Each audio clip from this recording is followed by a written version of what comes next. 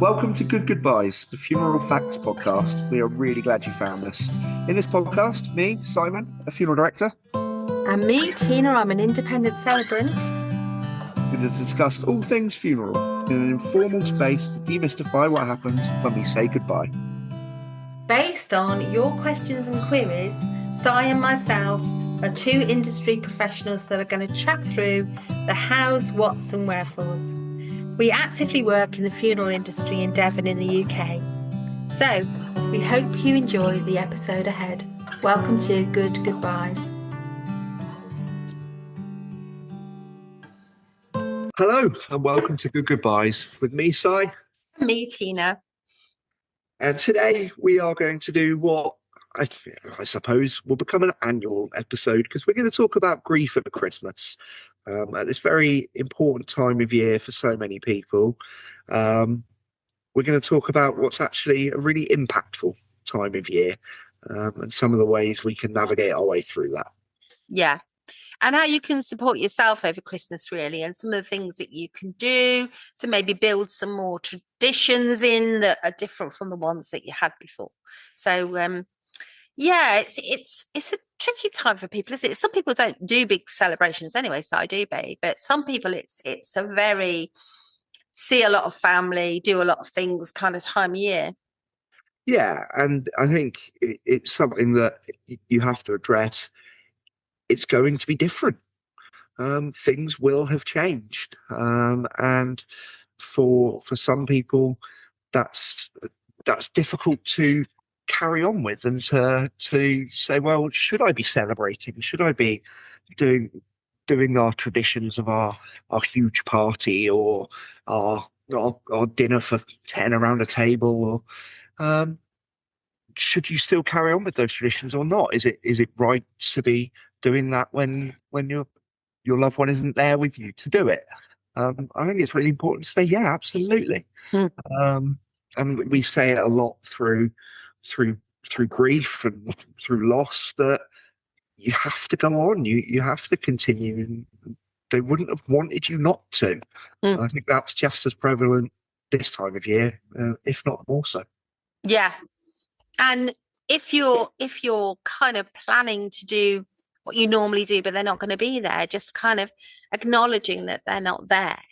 So, if they always, like I said in our last Christmas episode, but it's just such a good story, I'm going to repeat it. If they were somebody who always refused the sprouts, then maybe, you could do what a friend of mine did, which is they all have one sprout and they all sit down together and they say, just one sprout, which is what her dad used to say, and they eat the one sprout. And then that's their kind of nod to his reluctance to eat Brussels sprouts. Yep. And they know that they're always going to do that. Other people have a cheers, to their person, or some, it might be as simple as saying, right, obviously, so-and-so always carve the turkey. Who's going to take on the carving turkey job this year? Just so they get a mention. Yep. Yeah, all of that really matters, and that's fine. I think we have to also address the other side of the coin, which is this could be leaving somebody on their own. And that is a very, very different landscape. So if this is something you're aware of around you, whether that's an aunt who lost a husband or something, so they're not necessarily immediate family or whatever it means, or a neighbor, or just someone you're aware of, try and involve them. We've done a Christmas card episode, actually, that if you may have heard. This is the chance to do something, and I said at the time, cards are actually a really nice thing, and something that I think we should all be bringing back and doing, because it's nice to physically do something. But yeah, be aware of people around you, because there may be people that are really close to you that have lost someone that are going to be facing this on their own as well. Yeah. And be aware that, an invitation doesn't have to be for the whole weekend. Somebody might honestly just appreciate a little bit of your time on the day, or maybe going to the cinema together on Boxing Day. They might need some of that quiet time on their own, but just to get some invitations, which they can accept or decline or just pop round for an hour, that's all really, really helpful. Yeah, one of the things we did a few years ago was a very close friend of my dad's lost his wife, and he we invited him for dinner. He didn't want to do it, and we said, "Well, in the morning we're going down to the Christmas swim. If you fancy a lift down, we're going to go to the pub and have a quick one afterwards before we come back." And that was enough for him. That's what he wanted to do. He was quite happy to do that, to have seen people, seen all the festivities of Christmas swim, but then he wanted to go home and be on his own. He didn't want to sit through a dinner and a celebration, but to get out actually really, really helped him. So Yeah. yeah, you can look at different things in different ways. It doesn't have to be the big Christmas dinner, or it can be Christmas Eve we're gonna have a mince pie and watch whatever it might be on the telly or whatever it is. Yeah. Yeah. And I mean, even things like going with someone to get their Christmas tree, helping them get their decks out, some of which might be reminders of the person who they've lost. Even the run up to can be helpful, helping them do a bit of their Christmas shop. Maybe they weren't the gift buyer. That can happen in relationships. So, maybe just a bit of help with that, or going around and having a drink while you write cards together. Maybe they're going to find card writing difficult this year because, they're going to have to maybe mention that their person's not around or whatever. They might find that a difficult task. So yeah, but all of those little helping hands can be lovely, and the gifts can be just taking some mince pies round, or just something of that nature. And You know what I think could be a beautiful, beautiful thing? And I'm now racking my brains how I could make this happen, whether I reach out in the community or what I do. I'm going to see if I can find a way to find people that aren't going to be cooking a Christmas dinner, because why would they cook a Christmas dinner just for themselves, perhaps? Because for me to do we've got 8 in the house on Christmas Day this year. For me to cook a dinner for 9 is easy when I'm doing one for 8. For someone to cook a Christmas dinner for 1 is not going to happen.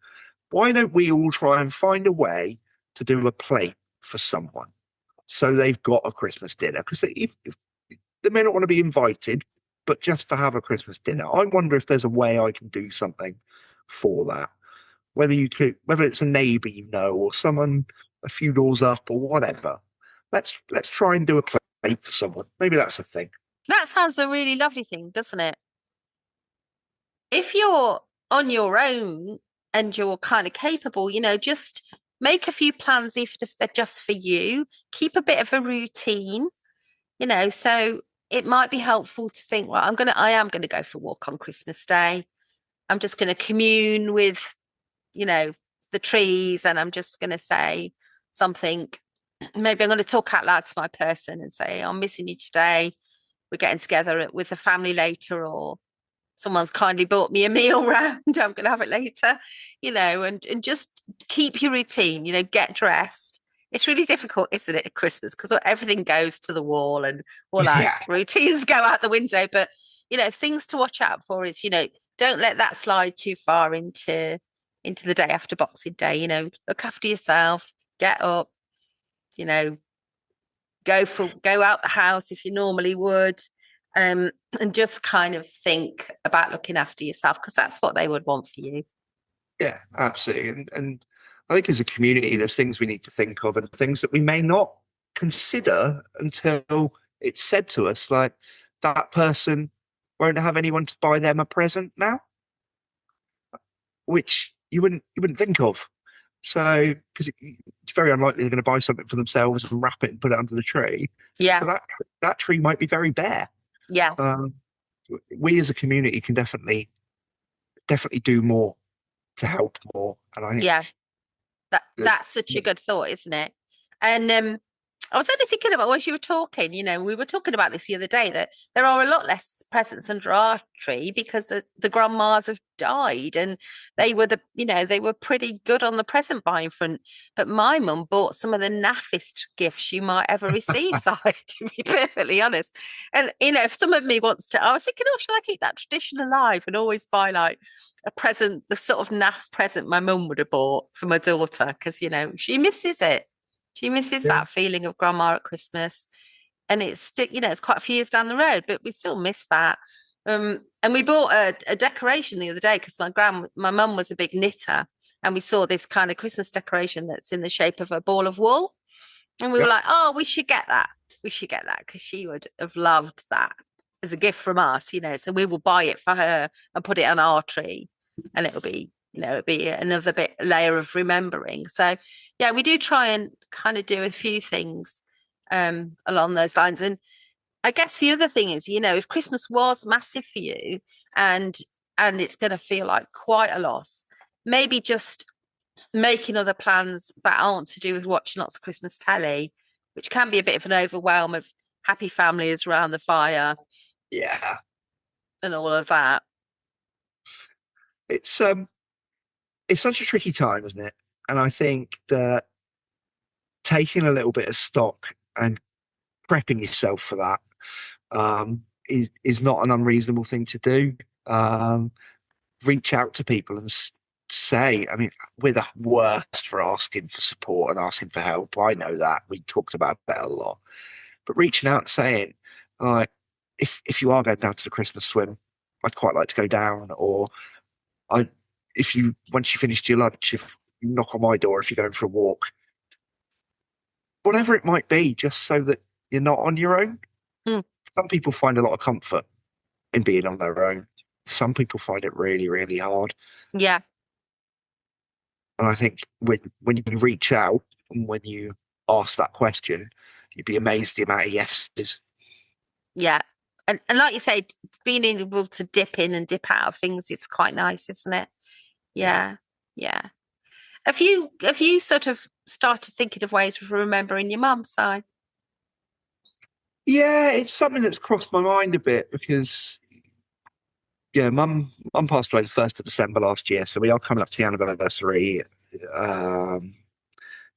It's something that I'm acutely aware of for Dad's sake more than anything else. We invited him for dinner, but my sister's going to go there instead and take her mob.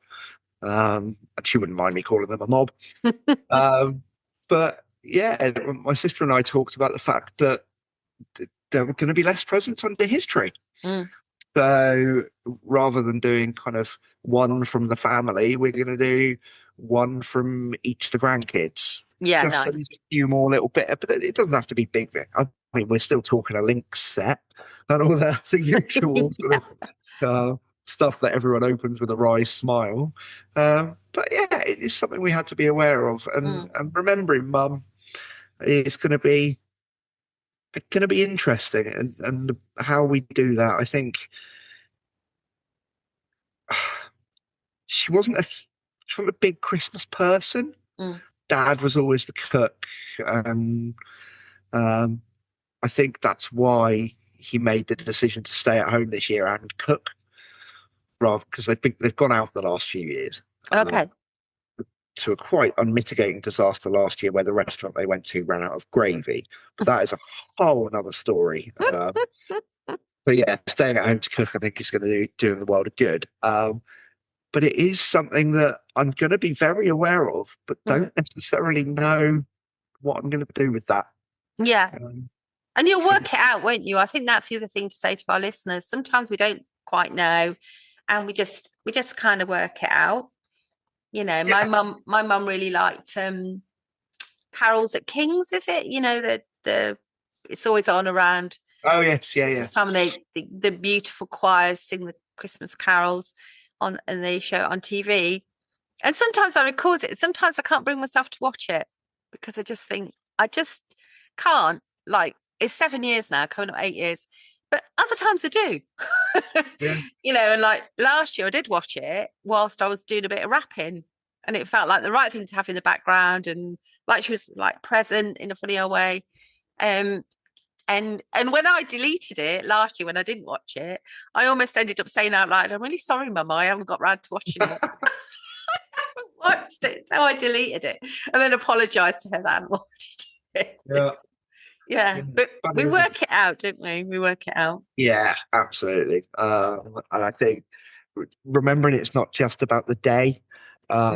We have got that weird week of Christmas to New Year, so yeah, there's more than one opportunity there to do something.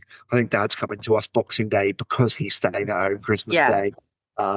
There's lots of opportunity in that to do something, and just be kind to yourself as well. If it's you that's facing Christmas this year, having lost someone, as I am, I can say this wholeheartedly, being in that position.